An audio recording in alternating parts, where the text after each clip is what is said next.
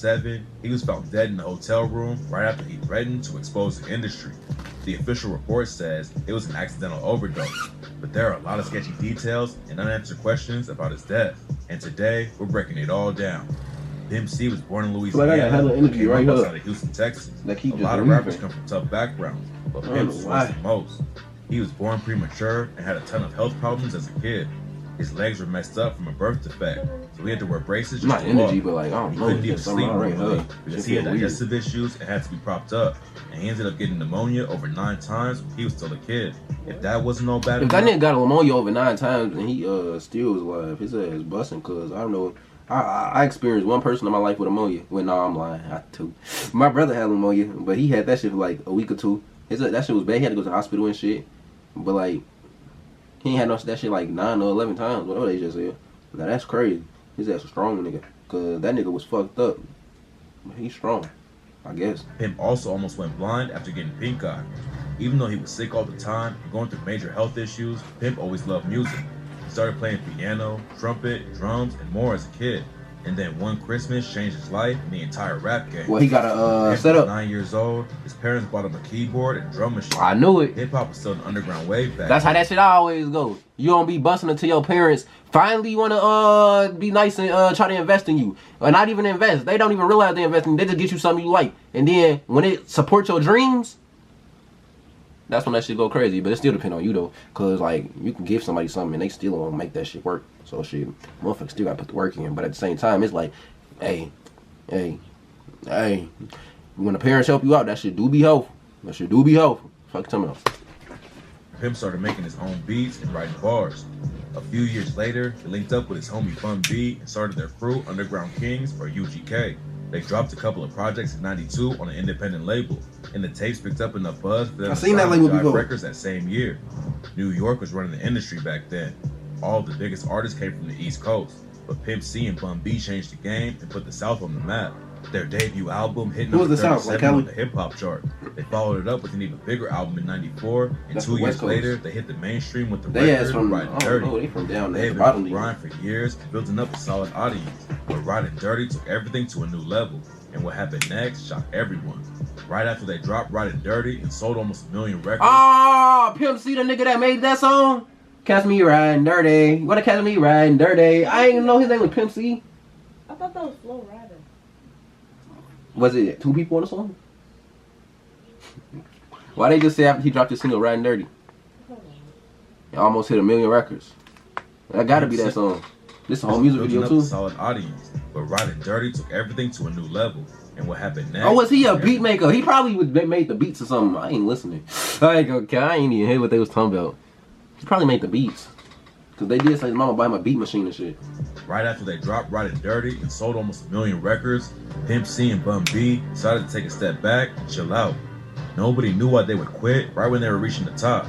A lot of people thought they were throwing away all the momentum they had built up after spending a decade in the industry.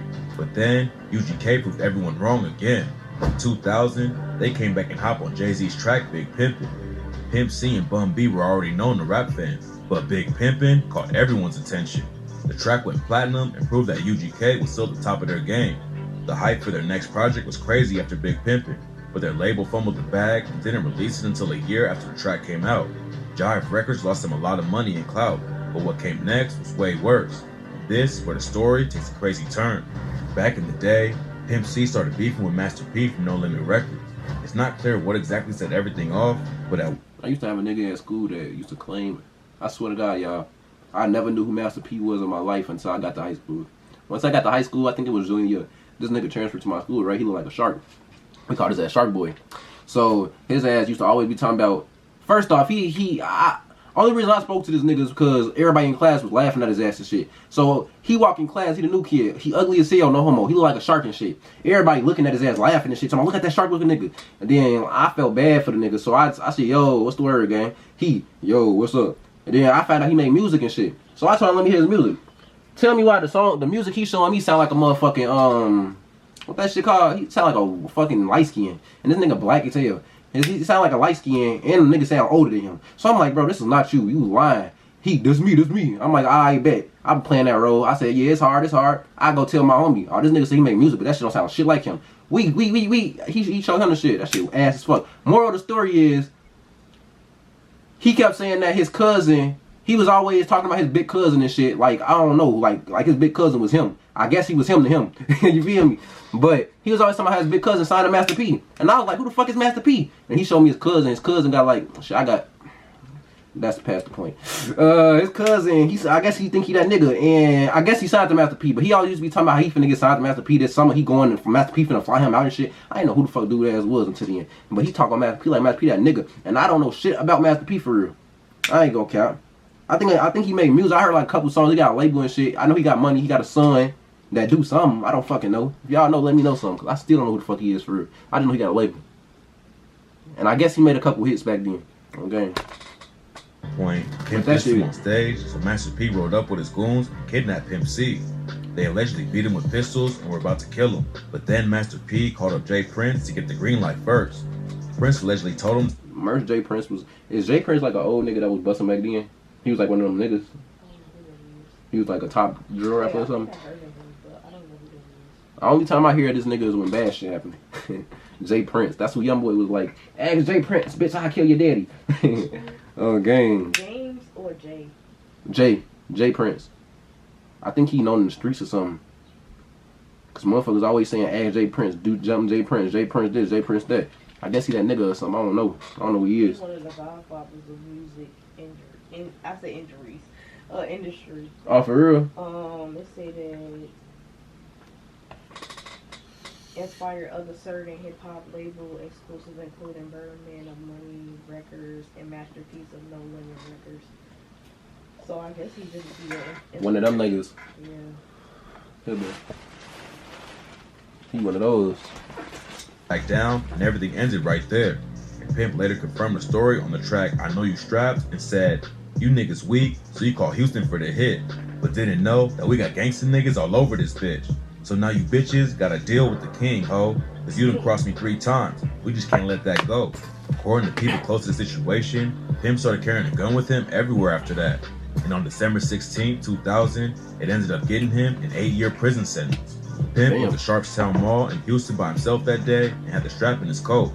He walked into a record store, and that's when a woman followed him in and allegedly started dissing him and UGK. A woman? The situation got heated after she brought up Master P, and they started screaming at each other in the shop. Of course, because if that was a nigga, they would have been getting their ass whooped. Why do females be feeling like they could just do shit like that?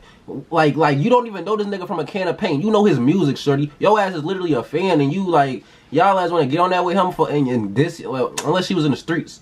You still a, bro, stop doing that shit. Y'all, that should be like crazy to me. Like, bitch, now if he would have punched you, excuse my French. If he would have punched you, he would have been locked up. He would have been locked up. Y'all would have said he was wrong because he didn't have broke your motherfucking jaw. And everybody would have said he was wrong. He would have been going under the jail. And y'all want to walk in and talk all that shit. Then when somebody pop off, everybody gonna look at him like he wrong. What is she talking? That should be crazy to me. The woman allegedly went to reach inside her purse, and Pimp thought she was pulling out a gun. I would have thought she was pulling out a gun too. How you gonna come in the store argue with a motherfucker and then reach in your purse? Y'all would have said we was wrong. I swear to God, y'all would have said we was wrong. Let me see what he did.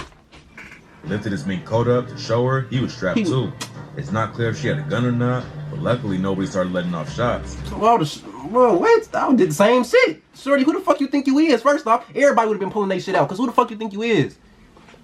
Fuck you walking here dissing us for, we don't even know you. You don't even know us. You just know my music. Fuck, like, wait, that should be fucking crazy. After she left the shop with her homies, the woman told the cops that Pimp C pulled a gun out and threatened to shoot her. The cops approached. And now you want to go tell the police. That should be fucking crazy. Ain't that crazy? That's crazy as hell. You walk in talking shit, reaching your purse like you got some shit, and when he show you he got a gun and stop playing with him, now you want to tell the police. You was like, that shit lame as hell. Shit like that be crazy. To arrest him, and they allegedly right. She did too. I felt threatened. Fuck is you talking about? And I don't gotta explain myself. That should be. Y'all need to stop, bro. Y'all don't know these people. These people ain't got no problem with y'all. Why is y'all doing all this over some fucking music? Oh, some shit y'all done seen on the internet. That shit goofy. That he went unconscious. Shit fucking goofy. He bonded out the next day and was put on probation when he pleaded no contest in 2001. Now he on probation because you want to do some. He violated his probation, and the judge handed down an 8-year sentence. Everybody knew that the case didn't make any sense, but there wasn't anything they could do about it. Bun B started a free Pimp C movement. He got 8 years. Spotlight, and Pimp ended up dropping his debut solo album from behind. The police must not have been fucking with him or something. Prison was definitely He must have been dissing their ass or something. UGK, but he only had to serve 3 years before they let him out. Nobody knew if Pimp C would have the same kind of buzz in the industry. But 2 years later, him and Bun B dropped their 5th album and cemented their status as legends in the game. Their album, Underground Kings, debuted at #1 on the Billboard 200, and the track International Players Anthem, I Choose You, became their biggest hit yet. They picked up a Grammy nomination for it too, and by that point, it was clear that nothing could stop UGK. Pimp and Bun had been working together since the 80s, and they were finally getting the credit fans knew they deserved. But just a few months after the album dropped, tragedy struck and the rap game took a massive loss. In December 2007, Pimp C was staying in California and recording new tracks. He hit the stage with Too Short and planned to meet up for dinner a couple days later, but Pimp never made it to the table. He was scheduled to fly home and get picked up by his wife, Shannara, but when she didn't hear from him that day, she called the hotel and asked him to check on him. And when the hotel staff walked in, they found Pimp C dead in his room. According to Pimp C's manager, Rick Martin, Pimp was kneeling down like he was praying, and there was blood everywhere around him. At first they thought he had been shot in the head, but the official report says he died from a combination of sleep apnea and lean. Pimp always had health issues and raps about lean all the time, like on Big Pimpin' when he said, "Smoking out, pouring up, keeping lean up in my cup." And mixing that with an issue like sleep apnea can definitely be deadly. But a lot of people think there's more to the story. When Pimp got out of prison, he didn't want to just get his bread up. He wanted to bring all of Southern rap together so everyone could win. He accused record labels of starting rap beef to keep the artists divided so they wouldn't come together and become stronger.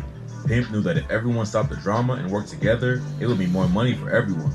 And on the track Knocking Doors Down, he said, "Y'all niggas got the game fucked up. All you record company people need to shut the fuck up. Cause y'all keeping up that bullshit rapping. The white people laughing at me. That's what's happening. The same stupid ass niggas still ain't figured it out.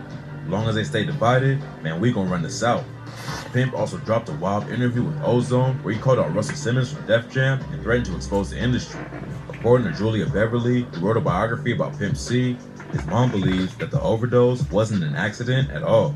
She said that there was a very shady, strange character hanging around when he died. His mom thinks he was poisoned, and there was someone with him when he passed who was a very shady, strange character. So there was actually a person of interest. Too Short also thinks that Pimp's death was sketchy. He said after it all went down, he tried to get answers about the scene, but nobody would tell him anything. The biggest thing he wanted to know was if Pimp's hotel room door was locked when the staff came in to check on him. If the door was locked, then that means he was in there by himself, and it was probably an accident. But if they came in and the door was already unlocked, then it could mean that someone actually poisoned him like Pimp's mom believes. Short told Vlad TV, there's a lot of weird cases where artists die by themselves in hotel rooms, and there could be something else going on behind the scenes. He brought up how sales always increase after an artist dies, which is something that people use against Diddy when they accuse him of having Biggie killed so the label could move more albums. Unfortunately, we might never get concrete answers about what really happened to Pimp C. It could just be a simple case of drug use mixed with health problems. Or they could just check the fucking camera. Well, they could have. That shit was a long time ago. They could have checked the cameras. Why didn't they check the cameras? And that they should be getting their ass sued. That hotel should be getting sued. Y'all would have sued their ass. Why the fuck y'all got cameras that don't work? If y'all not gonna fix them or replace them, like. And y'all got famous people in here now. Y'all know y'all shit don't work. That's sketchy as hell. First off, I wouldn't even. Well, you don't know if they shit work or not. But it's just possibilities. Usually though, some people cameras don't be working in their places, and that's why a lot of people be getting fucked up. Bogus. That shit bogus. A lot of shit be. That's against the law. Motherfuckers be getting their ass shut down and sued. That's what should be happening. Okay, Cause how the fuck you got a business with no cameras? It should be a safety hazard. Right. A hotel at that. You can't have no hotel with no cameras. That mean that shit is unsafe as hell. Like anybody could do anything in that bitch with no evidence. Just like that's going on right here with his suspicious death. No evidence. Either it didn't work or they didn't recover it in enough time. Because that shit delete after so long. Yeah, dude. But if he died, they should have been doing that right then and there. If somebody passed away in their hotel though. Okay. Unless they did that shit when nobody found out until like nobody was just hearing from this nigga or something. But how? That means somebody had to get rid of him. And they found him in the West. Like that's impossible. That shit would have been hell no. Plane or something, or they had to some. I'm gonna get back with y'all niggas reaction. Make sure y'all subscribe if y'all fuck with these bitches, man. Shit crazy.